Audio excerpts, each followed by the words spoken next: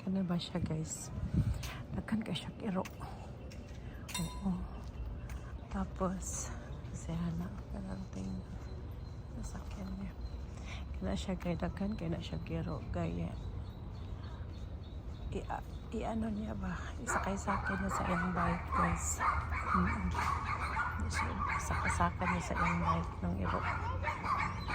Kailangan kaayo. Tulog ka buk na iyang iro sa iyang bike. Pag mga hapon na rin guys, i-walking nila yung mga dog nila. Tinan mo tuloy lang iro. May ginuwag aso. Baho. Ugan na mga iro guys. Ubot na lang. Ubot bitaw. Di ugan hag iro guys. Anong mga iro, anong mga pusa. Agoy. Di ko ganahan. Ay marag baho siguro na sa sulod sa balay no. Ubot lang ba? Ay na ako. OC ba ako guys? OC ka ko guys. Oy. Na. OCD ka kung dako. Di ko ganahan ka ng mga kalat guys. Yung ng baho.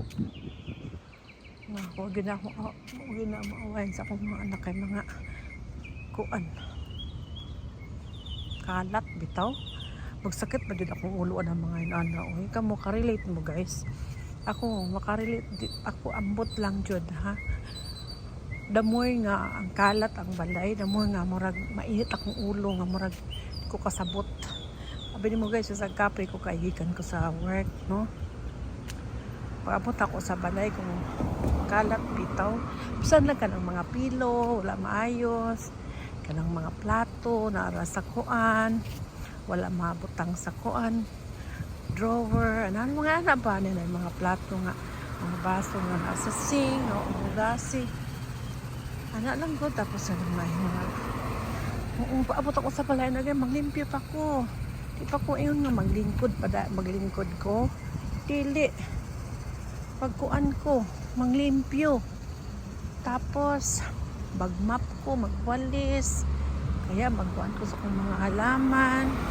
Pag mahuman ako anak guys, ayap ako mukaon. Ayap ako maglingkod. Kanang magpahuway na ko. Pero nga gikan sa work, tapos maglingkod ko. Tapos makita na ako kalat. Ako'y guys. Ayaw jud ko, di jud ko makalingkod ang anak guys. Di jud ako kaya maglingkod-lingkod nga ang balay hugaw. Na, di ko ganahan. Ay, murag di jud ko kaginhawa. Ubot na lang murag di bitaw ko ma-relax bitaw. Di ko ma-relax. Sana po siya guys.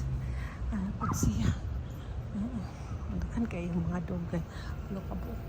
Pero muna na yung trabaho guys. Magsakay-sakay na yung cart. Sakay siya na yung cart. Nadala siya siyang iro. Tulukabok na yung iro guys. Yan na siya. Drive na siya. Na yung isuroy-suroy na yung mga iro. Na. Saka itsura na ilang balay sa sulod. Saka ang ano. Di ba amoy? Tapos maglingkod ka sa couch. May mga pusa. May mga aso. Aroy ko po. Murag jud na ako feel. Ganahan man ko og dog basta dili ako ganahan ko og mga dog. Ano, kung makakita ko og dog ganahan ko pero pag ako murag di ko feel. Kay baho pa yan uy bisag pang imong paliguan na sila, imo na silang shampoohan o i-groom. Manimaho jud ang ihi so bot na lang kaya na ako naadtuan nga balay ba. Very pista guys ako naadtuan nga balay guys unya invite ko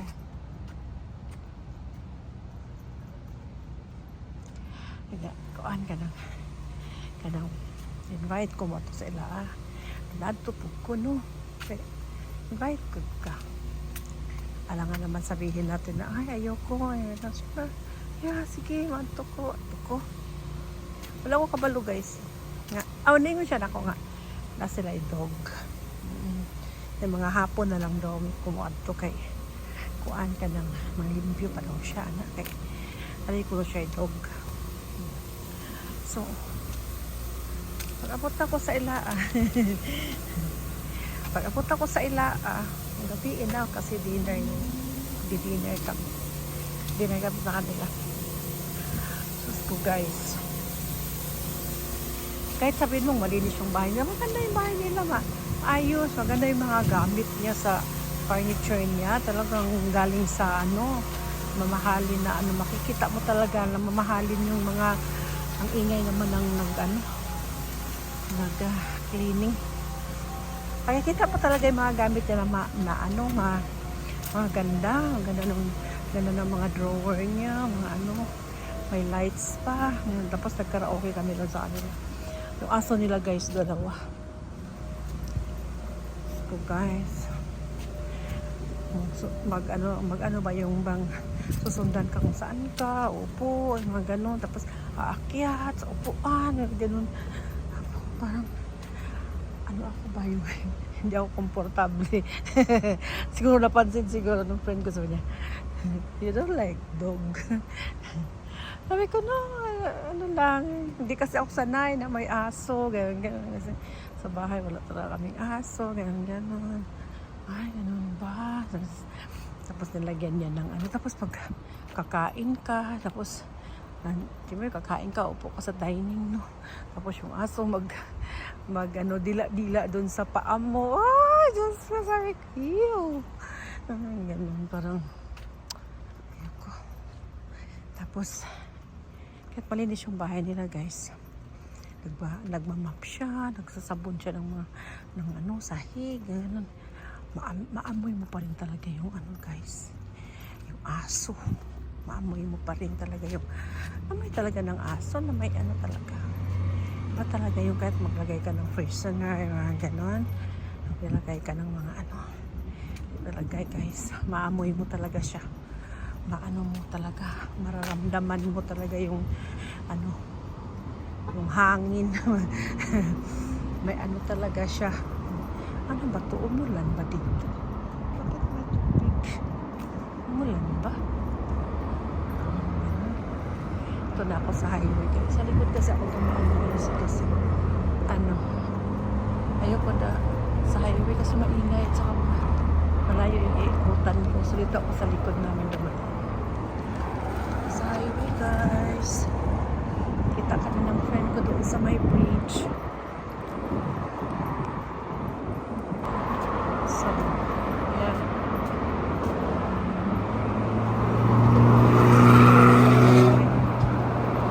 Uwian na kasi guys.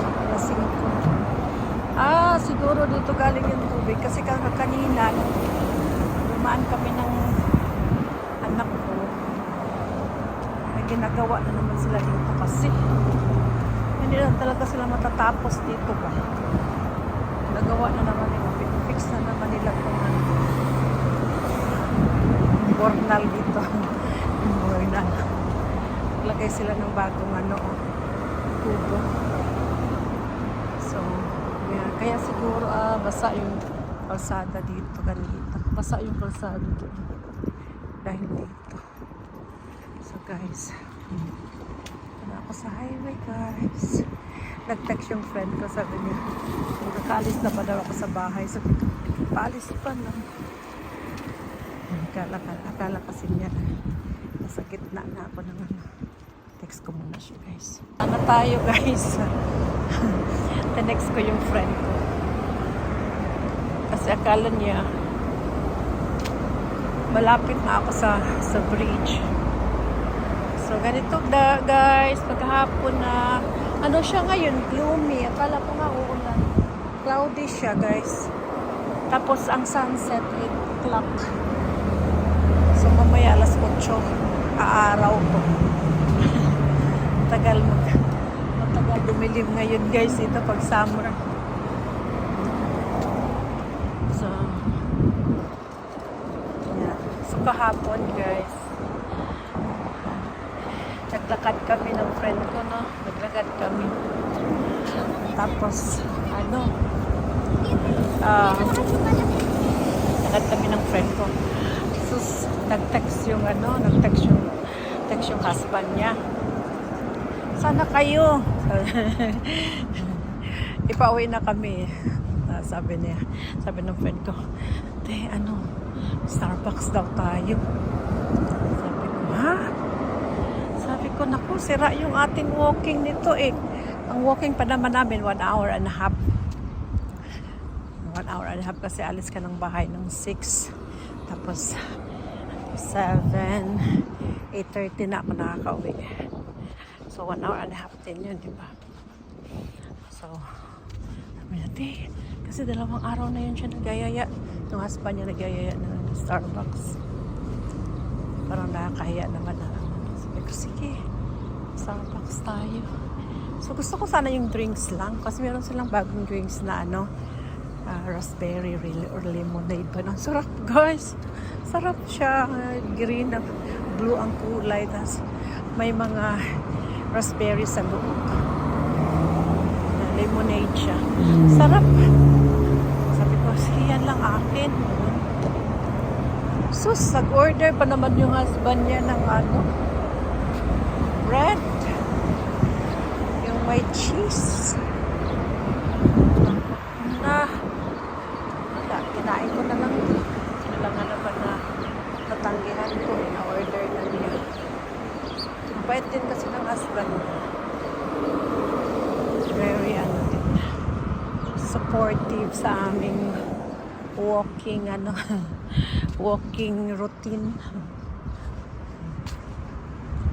So, ininom ko. Ang sarap, raspberry. Gusto kong uminom ulit.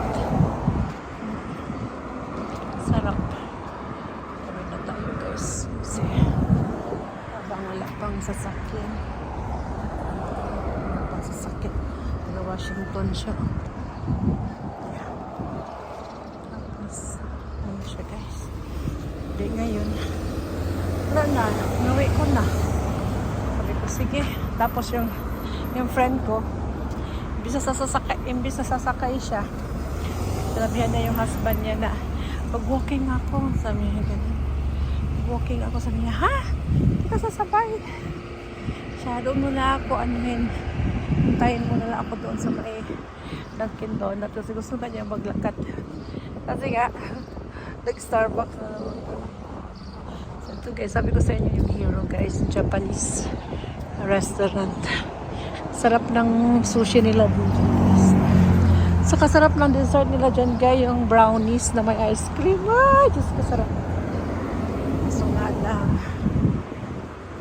yung mga matamis guys kasi sisira yung ating walking. Nag-walk lang naman ako doon.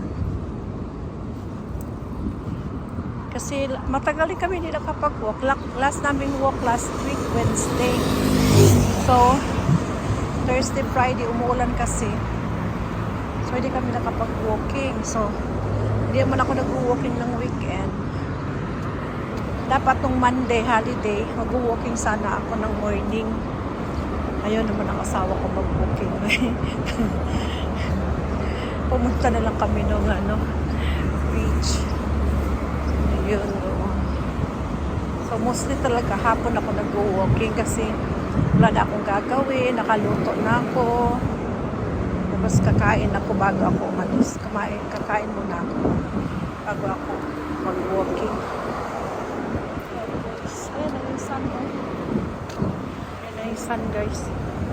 Kasi cloudy. Pero ang sarap pag-walking ganito cloudy, mahangin-hangin, hindi siya humid. Tapos so hindi ako nakapag-walking ng 4 days, imagine. 4 days, so Monday, 5 days. Kasi Thursday, Friday, Saturday, Sunday, Monday. Kasi holiday nga nung Monday, di ba? So kahapon pa lang kami nakapag-walking. Imagine mo, Tuesday, tapos Wednesday na. So 4 days lang kami makapag-walking nito. Sana maganda yung panahon. Kasi yun na guys, nasanay na ako ba na nasanay na ako na mag-walking talaga ng hapon. Mostly, pag mainit pa. Maalis ako ng bahay ng 6:30. Kasi 6 o'clock ito, mainit pa. Pero ngayon, gloomy. So, umalis ako sa bahay, 5:20 ata yun. Basta mga ganun maaga. Kasi wala namang araw eh. Kesa naman mag-wait pa ako ng 6 o'clock. Sabi ko sa friend ko, lakad na tayo. Tayo para mahaba-haba yung ating lalakarin. So guys, kita tayo dun sa may bridge pag dumating yung friend ko. Okay? See you later. So guys, na-change ang aming plan. May plan B kami. Kasi biglang umaraw guys. At saka magsi-6 pa lang ngayon. So sabi ko sa friend ko, kita muna tayo sa daan tayong beach. Kala, tingin-tingin lang. Kasi mainit pa guys, uminit. Kala ko tuloy-tuloy na eh. Biglang umaraw. Kasi usually nag-walking ako mga 6:30 na kasi 8 pa naman ang sunset. Ano kayo napapakita ang araw guys. Tingnan mo nga mainit. Kahit hindi naman masyadong mainit. Pero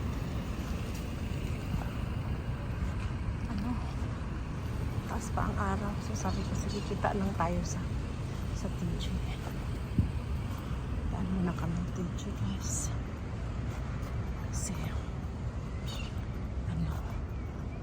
mainit pa mag-booking. Kaya na lang.